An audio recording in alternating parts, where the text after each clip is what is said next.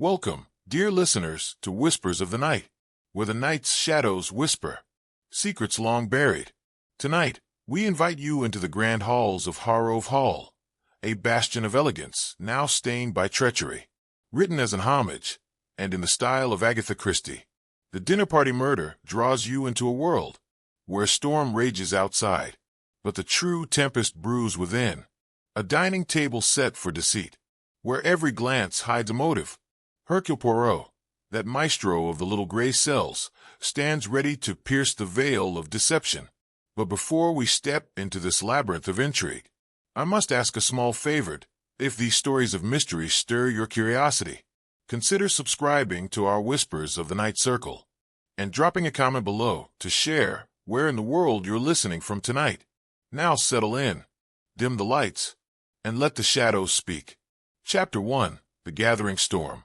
The London mansion of Sir Reginald Harrove stood like a monument to opulence in the heart of Mayfair, its towering columns and gilded facade gleaming under the dusky sky. To Hercule Poirot, stepping from his cab onto the cobblestone drive, it was a vision of grandeur, marble and gold leaf, harmonizing with the faint scent of wealth that lingered in the air. The windows glowed with the promise of an evening both elegant and perhaps perilous. Poirot adjusted his impeccable black tie and ran a gloved finger along the edge of his pristine mustache. The invitation to this dinner party had arrived with little explanation. A curt note in Sir Reginald's bold hand. A matter of some delicacy requires your attention. Do come. Curiosity, that most persistent of Poirot's companions, had compelled him to accept. The butler, a stiff figure in starched livery, met him at the door with a bow. "Welcome, your Poirot. Sir Reginald is expecting you. The guests are in the drawing room." Poirot followed through a foyer adorned with treasures, Rembrandts and Monets jostling for space, with a brooding Caravaggio. His eye lingered on a small, sorrowful portrait tucked among the masters, its subject gazing out with an air of quiet despair. Curious, Poirot thought, a note of discord in this symphony of splendor. Double doors swung open to reveal the drawing room, where crystal chandeliers bathed a small assembly in golden light. At the heart of the gathering stood Sir Reginald Harrove, a man whose very presence commanded attention. Tall and silver-haired, with a suit tailored to perfection, he was in his late 50s, yet carried the vigor of youth, tempered by the steel of experience. His eyes, sharp as a hawk, surveyed the room with an appraiser's precision.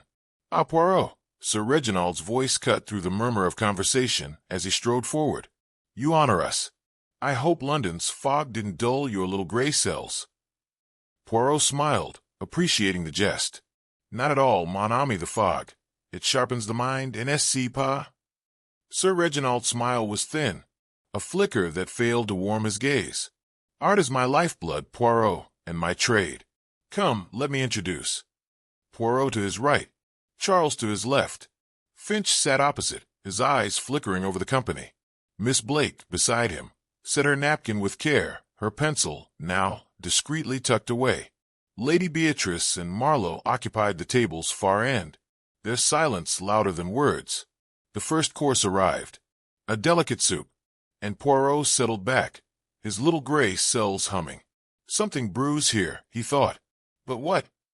As the clock struck 9, its chime was swallowed by a sudden gust that set the candles trembling, as if the night itself held its breath. Chapter 2. A Toast to the Host. The dining room of Sir Reginald Hargrove's Mayfair mansion gleamed with a brittle splendor, its opulence undercut by a creeping unease. Crimson orchids spilled from silver vases along the polished mahogany table, their scent cloying in the still air. Candlelight danced across crystal goblets, and the Hargrave crest etched into every spoon. Yet the grandeur felt stifling, as though the walls themselves pressed inward. Beyond the tall rain-streaked windows, a storm howled, a relentless barrage of wind and water that severed the mansion from the world beyond, imprisoning its occupants in a gilded trap. Hercule Poirot, seated to Sir Reginald's right, observed the scene with the precision of a watchmaker. The soup course had vanished, replaced by roasted pheasant, its aroma mingled uneasily with the storm's damp breath seeping through unseen cracks. The guests wore smiles as thin as the porcelain beneath their knives. Their voices taut against the thunder's rumble. Sir Reginald rose, glass aloft, his presence dominating the table's head. "A toast," he boomed, his tone rich with authority. "To fine company, rare art, and the pleasures that wealth affords." Glasses met in a brittle chime. Poirot's keen gaze darted among them. Hercule Finch's hand quivered as it grazed Miss Evelyn Blake's glass. A tremor he masked with a cough. Miss Blake's lips curved upward, her eyes cold as jade. Lady Beatrice Sinclair clutched her wine stem, her fingers tapping a staccato rhythm. Nerves, perhaps, or a secret clawing to escape. Charles Harrove, to his father's left, tossed back his drink with a grimace, his knuckles widening. "Father," Charles said, his voice a blade wrapped in silk, "why not regale us with whispers of your Caravaggio? A masterpiece, or so you claim." Sir Reginald's smile sharpened. "Patience, my boy. Art is savored, not gulped like cheap gin." Miss Blake tilted her head, a predator's grace in her motion. "Some whisper it's a forgery, Sir Reginald. A pretty lie in oils." The table stilled. The storm's roar filled the void. Finch's fork clattered against his plate, a flush creeping up his neck. Lady Beatrice's tapping ceased, her hand frozen midair. Victor Marlowe, who had been tracing raindrops on the window with his gaze, snapped his head toward the host, eyes narrowing. Sir Reginald's laugh rang hollow. "Stories, Miss Blake, the small change of smaller minds. My Caravaggio is beyond reproach." "Beyond reproach, perhaps," Poirot mused, "but not beyond envy or deceit." He noted the footman gliding past, a wiry youth, pale as chalk, whose fingers lingered a heartbeat too long as he set a chocolate mousse before Sir Reginald. A slip, or something more? Lady Beatrice, seeking refuge from the silence, turned to Poirot. "Miss, what drives a man to your profession?" "To see guilt in every shadow." Poirot's mustache twitched. "Not guilt, madam, but truth. It hides in the twitch of a hand, the pause in a breath, the little things others overlook." Marlowe leaned forward, his voice velvet over steel. "And what little things catch your eye tonight, Miss Poirot?" Poirot's eyes gleamed. "Ah, the game is young. But the gray cells, they hum with possibility." The meal pressed on, each bite shadowed by the storm's fury. Poirot mapped the table in his mind. Sir Reginald at the helm, Charles and Poirot as reluctant lieutenants, Finch and Miss Blake opposite, their glances darting like fencers' blades, Lady Beatrice and Marlowe at the far end, islands of quiet amid the chatter. Then came the mousse, its dark surface glistening. Sir Reginald lifted his spoon, pausing to inhale its scent. "Exquisite," he murmured, a faint smirk playing on his lips. He took a bite, and froze. His spoon clattered to the table. His face contorted as though an invisible hand gripped his throat. A strangled gasp escaped him. He clawed at his collar, eyes bulging with terror. "Father!" Charles leapt up, chair scraping the floor. Sir Reginald swayed, then crashed forward. His head struck the mousse with a sickening thud. Lady Beatrice's scream pierced the air. Finch shrank back. Miss Blake's napkin fluttered to the rug, ink stain crumpled. Poirot was at the body in an instant, his calm a beacon amid the chaos. He pressed 2 fingers to Sir Reginald's neck. No pulse, only stillness. "He is dead," he announced, rising with measured grace. Silence fell, thick, suffocating, broken only by the storm's distant growl. Poirot's gaze swept the room, lingering on each face, Finch's pallor, Miss Blake's clenched jaw, Lady Beatrice's trembling lips, Marlowe's unreadable stare, Charles's ragged breaths. "A poisoner sits among us," he thought, "and the first thread of their web has snapped. Whose hand had spun it?" Chapter 3. The Little Gray Cells. Awaken, the dining room, once aglow with Sir Hargrove's opulence, now stood in disarray, its grandeur eclipsed by the grim shadow of death. Outside, the storm battered the mansion with relentless fury, its gusts clawing at the windows as if seeking entry. Within, the air thickened, the vast house shrinking into a prison of flickering candlelight and unspoken dread. Hercule Poirot surveyed the scene with his piercing green eyes, his small, neat figure stark contrast to the chaos. The guests sat as if carved from marble, their faces betraying or concealing secrets. Charles Hargrove gripped the table's edge, his knuckles white as gaze fixed on his father's crumpled form. Lady Beatrix Sinclair's breath rasped, her fingers shredding a lace handkerchief. Victor Marlowe's cool detachment unsettled the room, his eyes glinting with faint amusement. Archibald Finch mopped his brow with a napkin, his hands unsteady, while Miss Evelyn Blake's lips trembled, her journalist's curiosity wearing with shock. Each plays their part, Poirot thought, but who wears a mask? Messamy, he declared, his voice a quiet blade. No one is to leave this room. A murder has been committed, and the stage must remain as it is. Charles's voice broke. Father did it. Can't be we. Miss Shawls, Poirot said, not unkindly, and we shall see that justice is done. Miss Blake whispered, poison surely. The moose, her fingers brushed her ink-stained napkin, itching to document the nightmare. Pooh's mustache twitched, a flicker of approval. Perhaps, mademoiselle, that is what the little gray cells will uncover. He turned to the butler, rigid by the door. Telephone the police, Muir, and guard the exits. No one enters or leaves. The butler nodded and vanished into the gloom. Pooh knelt beside Sir Reginald, his gloved hands deliberate. The chocolate mauve smeared the plate, the victim's face pressed into its ruin. A faint, bitter whiff almonds rose beneath the sweetness. Cyanide, Poirot deduced. Swift and silent. The wine glass stood untouched. The poison had struck through the dessert. Alone. But how had it found its mark? Standing, he studied the guests and knew. Finch's eyes flicked to the door, a rabbit poised to bolt. Lady Beatrix murmured soundlessly. Was it prayer or fear? Charles's grief seemed laced with something sharper, anger, perhaps. Miss Blake traced her notebook's edge, while Mar's calm felt like a challenge. Pooh, Marlowe drawled. You thrive in this madness, don't you? Order from chaos. And Marlowe, Poirot replied, meeting his gaze, it is my gift. The butler returned, shadowed by James, the trembling footman who had served the dessert. Your name, Janum? Pooh asked softly. James, sir, he stammered. And did you see anything odd with Sir Reginald's mousse? No, sir, but there was a smudge on the rim. I meant to clean it, but he waved me off. Mercy, James, Poirot said, dismissing him with a nod. Sirens wailed faintly through the storm, and soon Inspector Barnes stormed in, rain-soaked and grim. Pooh, he grunted. Another mess, what's the story?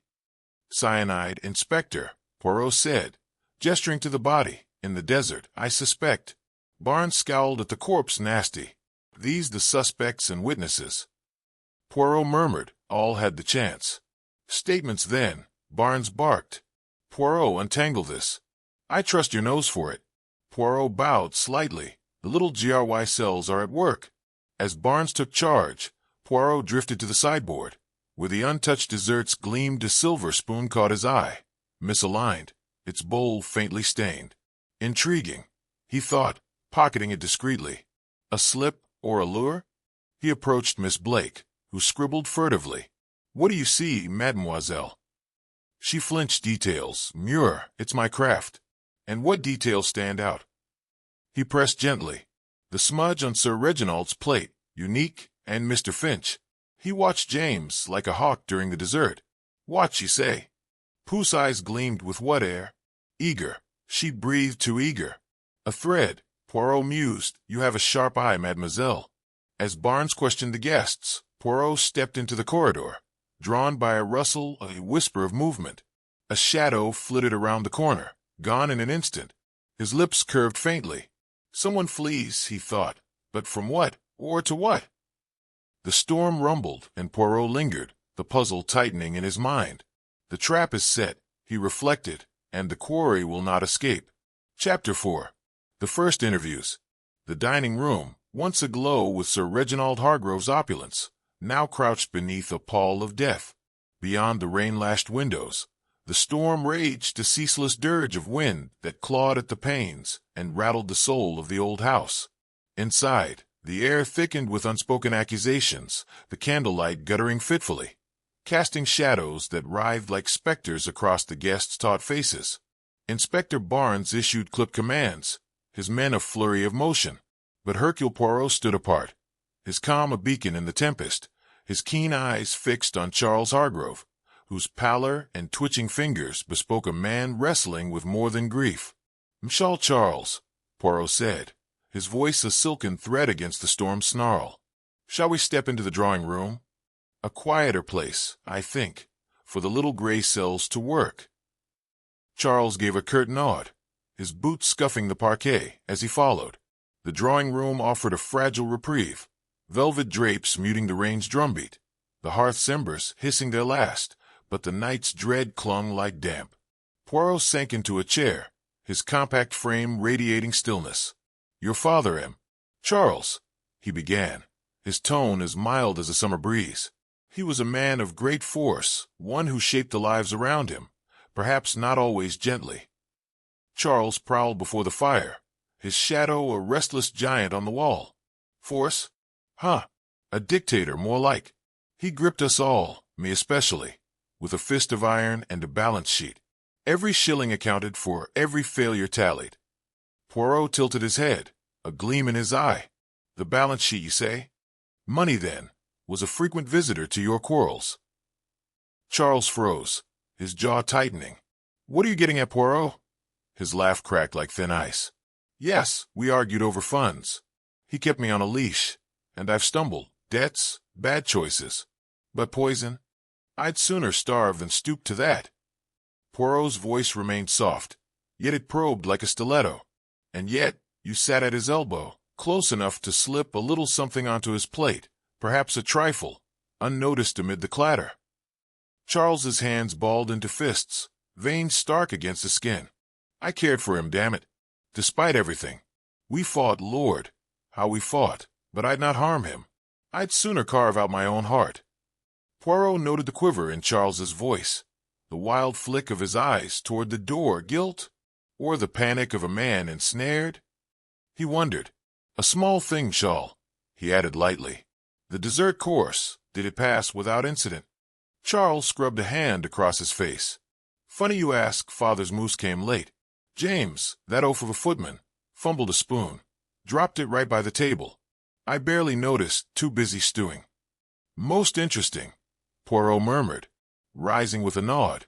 "You have given me much to ponder," murmured Charles, as he trudged out. His frame bowed as if by unseen chains. Poirot's mind whirred. A drop spoon, a delayed dish chance? Or the deft hand of design? He filed the thought away and turned to his next quarry. Lady Beatrice Sinclair swept into the drawing-room, her poise a polished mask. Her hands, however, betrayed her, flitting from pearls to skirts, restless as caged birds. Poirot greeted her with a bow, his mustache quivering faintly as he assessed her. "Madam, your kindness in aiding me is most appreciated," he said, warm yet edged with purpose. "A terrible night, no? But the truth, it will not hide forever." Lady Beatrice perched on the settee, her spine a steel rod. "Dreadful, Monsieur Poirot." Sir Reginald was a cherished friend. Her eyes drifted to the mantel, where youthful Sir Reginald glared from his portrait, his gaze a silent accusation.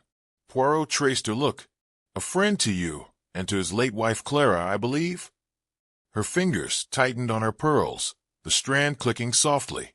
"Yes, Clara was my dearest confidant. After her death, I tried to ease his loneliness, and Charles's, but Sir Reginald was a fortress, not easily breached." "Precisement," Poirot said, his voice a gentle lure. "And at dinner, madam, did any moment prick your curiosity? A glance, a gesture?" She shook her head, then hesitated.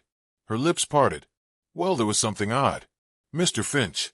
Hercule Finch stared at the footman during the dessert service, his eyes like hawks on that mousse. I thought it queer, the way he watched. Poirot's interest stirred, though his face remained serene. "Fascinating. And your seat, madam, did it remain as planned?" Her breath caught. No, it didn't. I was to sit beside Sir Reginald, but he swapped me with Charles at the last second. Family first, he muttered. Sharp, almost cross. Poirot's eyes sparkled. Sharp indeed. And had you stayed, madam, what might you have seen? Or missed? Her handkerchief fluttered to her mouth, muffling a gasp. If I'd been there, perhaps. Non. Poirot cut in, firm yet kind. The if is a shadow, madam. We chase the light. He ushered her out, her unease echoing in his mind. A seat changed by the victim's own hand. A splinter in the puzzle. In the dining room, Poirot paced before the grand table. Its grandeur, a mute witness to treachery. The threads tangled at his thoughts. Charles's debts, the fumbled spoon. Finch's intense stare. Sir Reginald's abrupt command. A pattern loomed, faint, but growing. Inspector Barnes strode up, brow furrowed. Anything, Poirot? A seed, Poirot replied evenly. The little gray cells, they begin to sprout. Barnes snorted. My lads are scouring the kitchen. Poison's got to be somewhere. You hunt the weapon, Poirot said. I the will. As Barnes departed, Poirot's gaze drifted back to Sir Reginald's portrait. Its eyes taunted. You shifted the board, mon ami, but did you foresee the checkmate? A soft creak pierced the stillness. The servant's door ajar, swaying as if nudged by an unseen hand. Poirot smiled faintly. A shadow stirs, he murmured, but not beyond my reach. He stepped forward, then paused.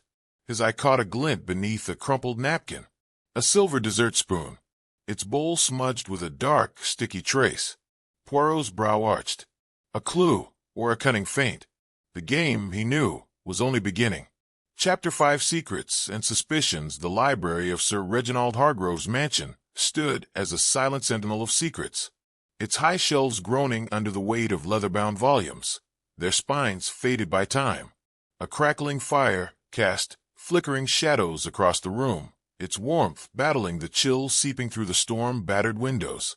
The air carried the faint musk of old paper and polished oak, a scent that clung to Hercule Poirot as he stood near the hearth, his neat figure a portrait of composure. His sharp eyes settled on Hercule Finch, who sat rigid in a wing-back chair, his thin fingers tapping in anxious rhythm on the armrest, his spectacles slipping down his nose with every nervous twitch. M. Finch, Poirot began, his voice smooth and measured. You and Sir Reginald were rivals. No, a rivalry that perhaps left a bitter taste. Finch's lips twisted into a grimace, his eyes darting like a hunted animal's. Bitter, ha! He stole that Rembrandt from me, rubbed it in my face like a petty tyrant. He pushed his spectacles back with a trembling hand, a gesture he'd repeated thrice already. Pooh's mustache quivered faintly, a sign of his quiet amusement. And yet you dined here, breaking bread with this tyrant. Curious, is it not? Finch's fingers stilled, his spectacles fogging with a sudden breath. I had business to settle, he muttered, adjusting the frames again. A trip to Paris looms, nothing more. Paris. Pooh mused, his tone light, but piercing. A city of beauty and secrets. What calls you there, Muir? Finch's throat bobbed, a bead of sweat glistening on his brow. A private matter, an acquisition. It's irrelevant to this tragedy. Vermont. Poirot's smile was polite, yet his eyes gleamed like steel. At dinner you watched the footman with great interest. Why? Finch flinched, his hand jerking to his spectacles. Watched? Nonsense. I was admiring the moose. Superb presentation. Superb. Pooh echoed, his voice laced with irony. And fatal. He stepped closer, his gaze unrelenting. Did you see anything unusual on Sir Reginald's plate? A smudged chocolate, perhaps? Finch stammered, his spectacles slipping once more. Nothing of note. Mercy, Poirot said, dismissing him with a nod. As Finch rose and shuffled out, Pooh's eyes caught a dark stain on the man's cuff, where it had grazed the chair. A smear like paint, or perhaps something more sinister. The little gray cells, they stir, he thought. The conservatory offered a stark contrast, its glass walls trembling under the storm's relentless assault. Rain streaked the panes, blurring the lush greenery within, while the air hung heavy with the scent of damp earth and exotic blooms. Miss Evelyn Blake sat poised on a wicker chair, her dark hair catching the lamp light, her fingers tracing her notebook with a restless elegance. Poirot approached silently, his polished shoes sinking into the rug. "Mademoiselle Blake," he said, his voice a soft caress. "You chased the truth, yes? A noble pursuit in a house of shadows." She met his gaze, her green eyes sharp and assessing. "Truth's my game, Miss Poirot, but it's a tricky quarry here. Everyone's got a mask." "Even about a certain Caravaggio," Poirot ventured, his tone deceptively mild. Her pen paused, her lips curving faintly. "You don't miss much, do you? I was chasing a lead, thought it was a forgery, but it's worse. Stolen. A masterpiece tucked away under a fake title." Poirot leaned in, his curiosity alight. "Stolen. Most fascinating. And your evidence?" She hesitated, then slid a page across the table with a theatrical sigh. Poirot scanned it, noting a list of names, one Victor Marlowe crossed out with a bold stroke. "Why is Miss Marlowe dismissed?" he asked, his voice silky. He clammed up. She said, her tone edged with frustration. "Denied everything, but his eyes betrayed him. He knows more than he's letting on." Pooh nodded, filing the detail away. "And at dinner, mademoiselle, what else did your keen eyes see?"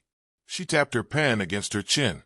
"Lady Beatrix." She was on edge, checking her watch like it was counting down to doomsday. "Time," Poirot murmured, his eyes glinting. "A most intriguing clue. Mercy Mel." As he turned to go, a scrap of paper slipped from beneath her chair, fluttering to the floor. Poirot retrieved it, reading the scrolled words, "Meet me at midnight, urgent." His lips twitched into a faint smile. A secret meeting, or a snare. In the corridor, the storm's distant rumble underscored the mansion's oppressive silence. Pooh's mind hummed with fragments, Finch's stained cuff, and evasive mutterings. Miss Blake's story of a stolen painting, Lady Beatrice's nervous glances. Each was a thread in the tapestry of murder, yet the pattern eluded him. A sudden slam echoed through the house, a door, followed by the faint whisper of a voice too fleeting to discern. Pooh's smile deepened, his mustache bristling with anticipation. "The plot thickens," he murmured, "but Hercule Poirot thrives in the shadows." He tucked the note into his waistcoat, his thoughts racing. Midnight beckons, and with it, perhaps the truth. Chapter 6: The Silent Witnesses. The study of Sir Reginald Hargrove's mansion was a mellum of faded opulence, its walls clad in leather-bound ledgers that loomed like mute witnesses to forgotten sins. A lone lamp sputtered a feeble glow, its light devoured by the cavernous shadows, while the air carried the bitter tang of old cigars, a ghost of Sir Reginald's iron will. Beyond the window, rain lashed the panes, and the mist-swathed garden seemed to shiver in the gloom. Hercule Poirot stood by the Hate, his small immaculate hands clasped behind his back, his keen eyes locked on Victor Marlowe as he entered. Marlowe moved with a feline elegance, his dark gaze impenetrable, though his fingers betrayed him, tapping a slow, restless rhythm on his thigh, a metronome of hidden nerves. "M. Marlowe," Poirot began, his voice soft as a whisper, yet sharp as a pen. "You and Sir Reginald, you shared the fruits of commerce. We but not, I suspect, the confidences of friends." Marlowe's lips curled faintly, amusement or disdain. It was hard to tell. "Friendship is a costly indulgence, Miss Pooh. Reginald and I dealt in figures, not sentiments." Poirot tilted his head, his mustache quivering with quiet amusement. "And these figures, did they prosper, or had they perhaps begun to wither?" Marlowe's eyes flickered, just for an instant, toward the desk, where an open ledger sprawled, its columns marching in orderly rows. "We had our quarrels. Reginald was a tyrant in business, but murder?" He spread his hands, the gesture too smooth to trust. "Hardly my style, no." Pooh's tone was light, almost teasing, his gaze unyielding. "Yet you broke bread with him that night, among his chosen few. One does not dine with a foe without reason." Marlowe's fingers stilled, his jaw tightening. A negotiation, a trifle. Now dust. Nothing more. "Vment," Pooh pressed, his voice a velvet snare. "And at dinner, did nothing catch your eye? A word to shadow." Marlowe stared past him, his voice low. Reginald was on edge, kept glancing at his watch, as if time were a noose, and that footman, nervous clawed, dropped a spoon by his chair. Reginald snarled at him like a beast. Pooh's eyes gleamed, though his face remained placid. A watch, a spoon, such trifles. Yet they paint a scene. Mercy, and Marlowe, you have lit a small candle in the dark. Marlowe rose, his departure silent as a wraith, leaving Poirot alone with the ledger. One line snagged his eye. Marlowe, £10,000 pending. A debt, a bribe. Pooh's lips curved faintly. The little gray cells, they begin to hum. The servants' quarters crouched below stairs, the warren of tight corridors, and bare boards, the air thick with the sharp bite of cleaning polish, and the distant echo of unseen steps. James the footman stood in the pantry, his hands twisting a rag, his face pale as chalk, his gaze darting anywhere but Poirot. "Miss James," Poirot said, his tone gentle yet insistent, "you bore the fatal dish. We a weighty task for one so green." James nodded, his voice a shaky thread. "I will see it every night for the rest of my life." Sir, clutching his throat, falling like a curse. Poirot stepped closer, his presence acquiring command. "Tell me all, every crumb you recall. The smallest mote may unlock the truth." James gulped, his hands faltering. "I carried the mousse from the kitchen, nothing odd there, but Sir Reginald's plate. When I set it down, there was a smudged, a thumbprint, in the chocolate, dark and wet. I moved to clean it, but he snapped at me to leave it." "Snapped, did he?" Poirot's eyes sparkled with interest. "And this smudge, was it unique to his plate?" "Aye, sir, the others were spotless." It puzzled me, but he'd brook no meddling. "Curious," Poirot murmured. "And the spoon, how did it fall?" James's cheeks blazed, his stammer breaking through. "My fault, sir, it slipped serving Mr. Finch," clanged by Sir Reginald's chair. "I grabbed it quick, but he glared like I'd stabbed him." "Merci, James," Poirot said, dismissing him with a nod, his mind alight. A smudge, a spoon, threads in the tapestry. Back in the dining room, dawn crept through the windows, its frail light gilding the table where death had struck. Poirot paced, his polished shoes clicking on the parquet, his thoughts weaving the fragments. Marlowe's debt, Sir Reginald's watch, the smudged plate, the puzzle danced just out of reach, teasingly near. A soft creak pierced the silence, the conservatory door easing open. Poirot pivoted, glimpsing a shadow dart across the glass, swift as a phantom. His lips twitched upward. "The prey stirs," he whispered, "and the net draws tight." His gaze fell to the table, where a dessert spoon lay half veiled by a napkin, its bowl marred by a faint, dark smear. Poirot's brow arched, his mind racing. One spoon too many, and the plot thickens. As he slipped the spoon into his pocket, a hushed murmur drifted from the hall, urgent, fleeting, a voice swallowed by the walls. Poirot's smile widened, his mustache bristling with delight. "The truth," he mused. "It whispers before it roars." Chapter 7. The Web Unravels. The drawing-room of Sarah Hargrove's mansion lay steeped in the wan light of dawn, its crimson velvet drapes drawn tight, as though guarding secrets from the prying day. A grandfather clock stood sentinel in the corner, its steady tick-tock slicing through the stillness, while a faint haze of cigar smoke clung to the air, a spectral remnant of Sir Reginald's domineering presence.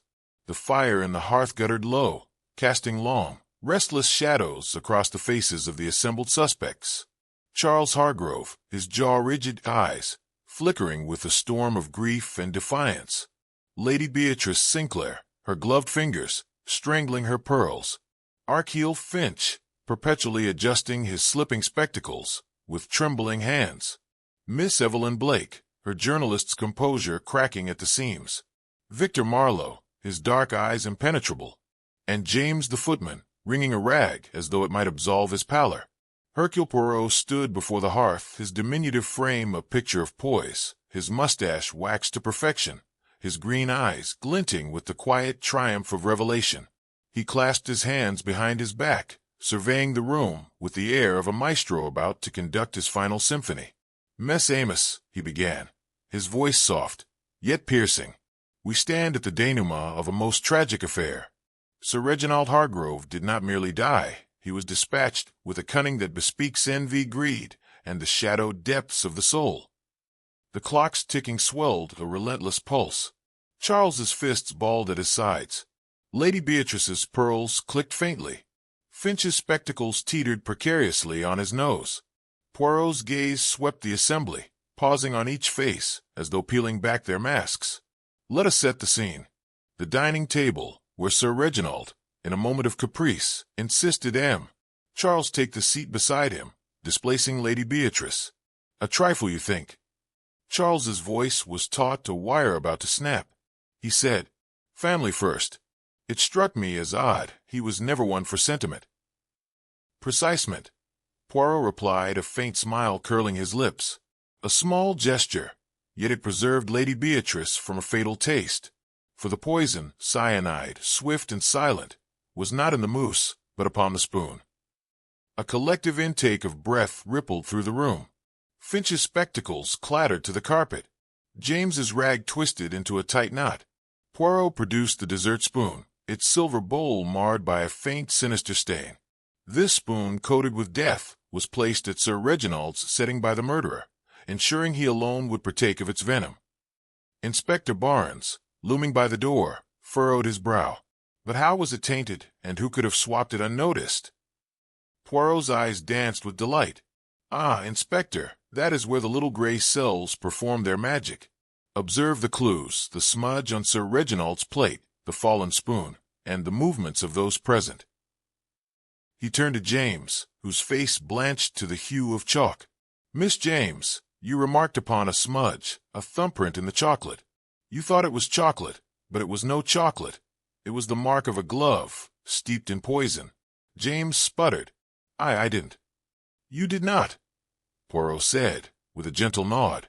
"You were but an instrument. The killer foresaw Sir Reginald's temper. He would not permit you to wipe the plate. The smudge was faint to clever misdirection." Lady Beatrice's voice quivered, her pearls trembling in her grasp. But who could devise such a heartless scheme? Poirot's gaze settled on Finch, who recoiled as if stung. Finch, you observed the footman with the intensity of a predator. Were you anticipating something?" Finch scrambled for his spectacles, his tone shrill. I merely craved the mousse. It looked divine." "Divine indeed," Poirot said, his voice dripping with irony. "Your feud with Sir Reginald over that Rembrandt was bitter, no?" Finch's cheeks flamed. "Yes, but I'd never—" "No," Poirot cut in sharply. "Your hands bear the stains of paint, not poison. You are no killer, merely a man caught in the wrong moment." Finch slumped, his spectacles fogging with relief. Poirot turned to Miss Blake, her pen hovering, but still. "Mademoiselle, your pursuit of the Caravaggio scandal, a stolen treasure, was bold. Yet your ink stains tell of a story, not a murder." She inclined her head, tension easing from her frame, though her eyes remained keen. "Lady Beatrice," Poirot continued, his tone softening. "Your nerves, your glances at the clock. You awaited news, perhaps?" Her voice faltered. "My solicitor about Claire's estate. I feared Sir Reginald's wrath." "A fear unfounded," Poirot said kindly.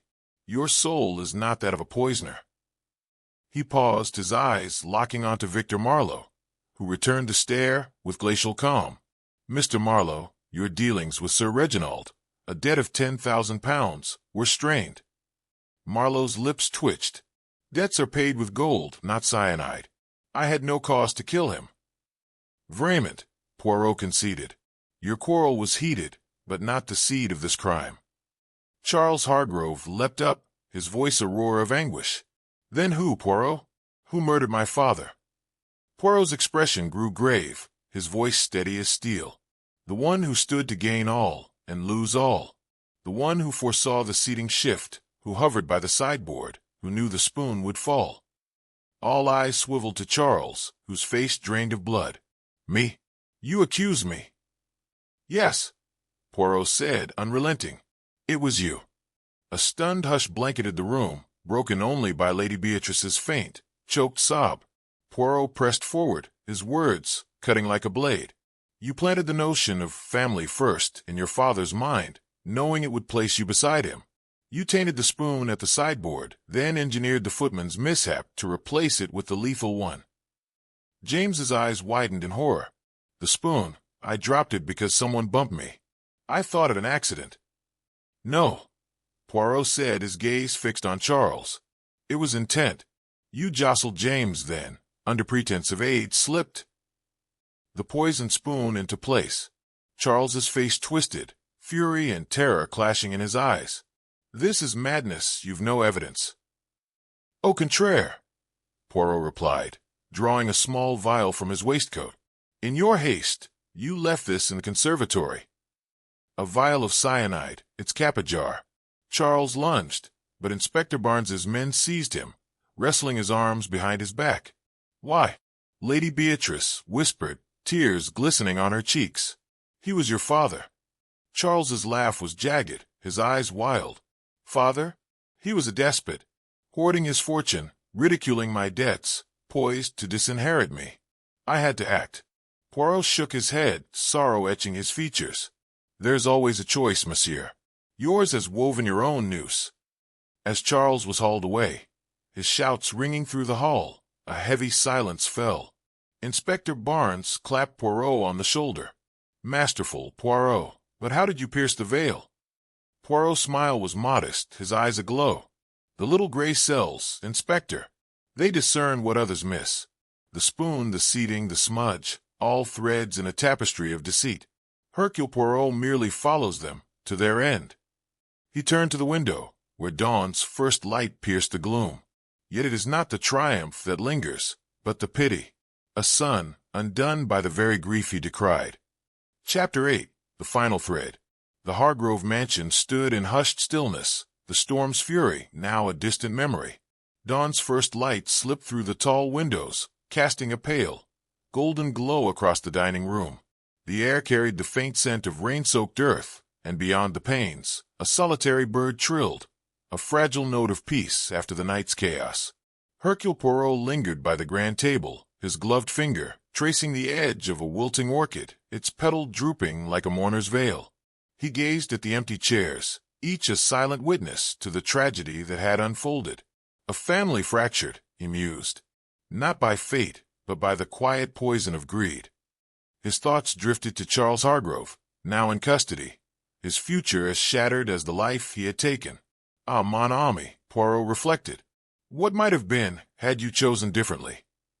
Inspector Barnes's heavy footsteps broke the reverie as he entered, his face etched with weary respect. "Well, Poirot, you've done it again. The Yard owes you a debt, though I suspect you'd say it's all in a day's work." Poirot's mustache twitched with a faint, modest smile. "No, Inspector, it is not for the Yard, but for justice, and for Sir Reginald, who deserved a kinder end than betrayal by his own blood." Barnes nodded, his tone gruff yet sincere. "Still, it's a grim affair. Hard to fathom, a son turning on his father like that." "Oui," Poirot agreed, his voice soft as a sigh. "Greed is a thief. It steals not only wealth, but the soul, and in the end it leaves only ruin." He turned toward the window, where the garden lay bathed in mist, the world reborn, yet tinged with sorrow. But even in darkness there is light. The truth, it always emerges like the dawn after the storm. Barnes gave a wry chuckle, clapping Poirot's shoulder. "You're a philosopher, Poirot, as much as a detective. Don't know how you do it." "Perhaps," Poirot replied, eyes twinkling with quiet pride. "It is because Hercule Poirot seeks, not just the crime, but the heart of it, the chaos within the human spirit."